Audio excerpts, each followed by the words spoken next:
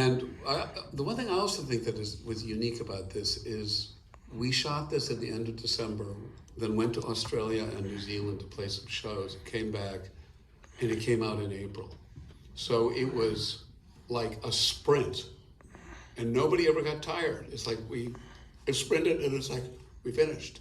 And so many projects sometimes are interrupted with like you've got to take a break. We never took a break, and it kind of feels that way. It just feels like it just flowed and it was finished. It was wonderful.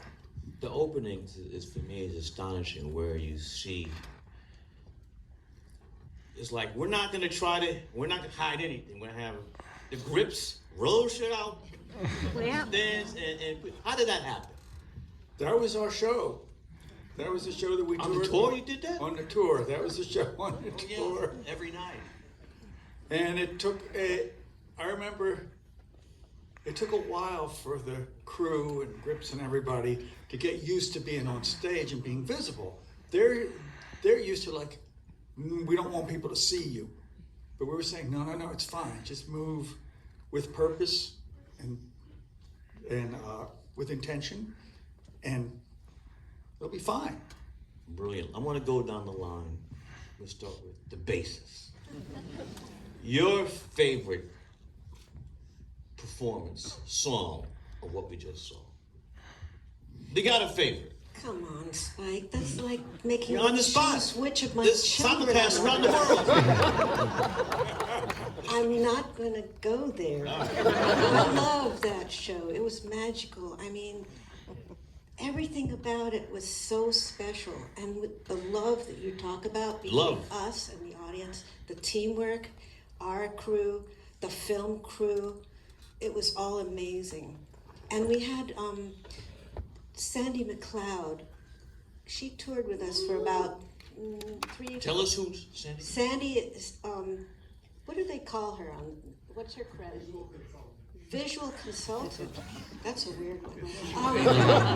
Okay, I guess you have to give them a name. But Sandy McLeod was actually with us on tour, and she mapped out every shot ahead of time. She took notes on every song, what each player was doing, who was moving, who was where. And I think that really helped the team when it came time to shoot. How many times did Jonathan Demme see the show before you? A lot. He came on tour too. Oh, he's on tour too? But not as he wasn't there as much as Sandy McLeod, cool. Because Jonathan, it's no secret, Jonathan was making this movie with Goldie Hawn at the same time. And it was supposed to be like a warts and all kind of movie. That's what the star of the movie wanted, right? And then she saw the dailies and she said, oh no, I don't like warts and all. And they had to go back and reshoot a good deal of the movie to make the star happy. And so Jonathan wasn't expecting to have to reshoot half that movie, but he had to. So he didn't get to come out on tour, I think, as much as he would have liked to. But he certainly dug the band and understood what we were about and helped us to celebrate the music, because when you get right down to it, the music is greater than the band even.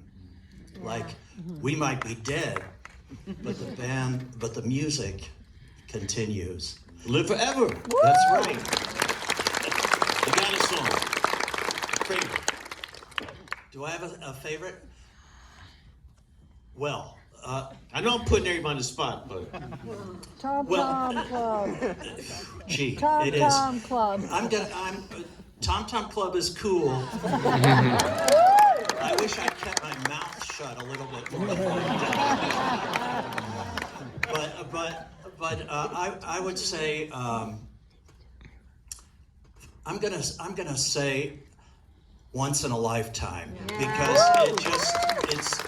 it's like going to church, and it's very moving to me, and it's got a power that many other bands and songs never achieve. it's just right up. You're not lying. You're not lying.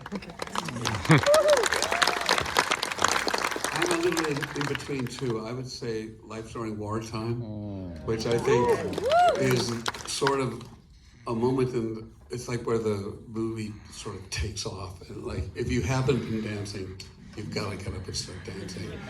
And I'm a big fan of Girlfriend is Better, which is, it's the music is this weird abstract thing that's going on. It's like you listen to these parts and it's going, so it has this kind of, I don't know, anyway, unusual modern music to it. Every time I hear it, I go like, God, do I love that song. So I want to call that one out. Mr. Byrne. Oh, I agree with all what they've said, that Once in a Lifetime is amazing because it's almost one shot. Not the whole thing, but almost one shot, and it was Jonathan's decision. Like, it plays, so he said, why cut away until we have to? Some of the others, there's all these moments that he caught where one of us looks at the other, looks over at Bernie, or Bernie looks at us, or all those little quick interactions that I thought that stuff is amazing. Those solo shots on Bernie are amazing because he was feeling it. I can say one shot. How about where the girl's head goes around like this? Every time I see that, it goes like, how did she do that? Yeah. The great Bernie Worrell. Yes, the great Bernie Worrell. Dave. Fat suit. Origin. The origin of that was it was in between tours, and I was thinking, what are we gonna do next? What are we gonna do next? Maybe I should rethink what we wear on stage. And I was having dinner in Japan after we finished the tour, and this designer there said, "Well, David, in the theater, everything is bigger than real life." He's referring to like gestures and you sing louder and all that, and I'm thinking, oh, my suit should be bigger too. It was really big tonight.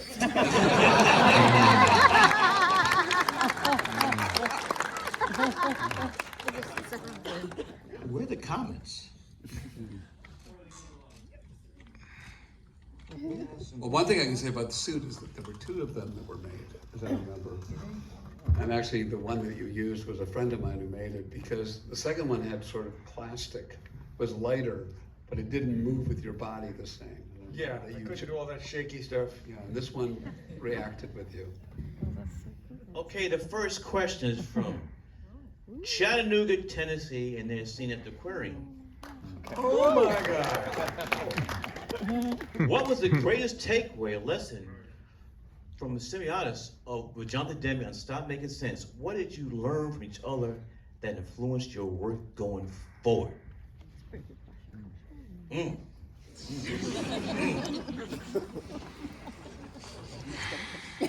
Actually, I think Something Wild influenced my work going forward a lot. Yeah. Well, I think Jonathan gave us a lot of confidence. He made us feel like he made us feel like what we were doing was very worthwhile, and that it was something that, you know, it was something that was worthy of making a motion picture, and also worthy of being remembered into the future. And he was a very pure kind of guy, a very sweet person, and it was a great pleasure to have known him. Okay, the next question is from Benny from Westbury, Long Island, Strong Island. Hi, Max. The question is, what is it like seeing this iconic movie being shown to a brand new audience? Love from New York. That's Benny. Oh, I thought the reception was great. I understand that a good percentage of folks here are festival subscribers, which is great. The festivals need subscribers, but that might mean that you didn't know exactly what you were getting into. Okay, this is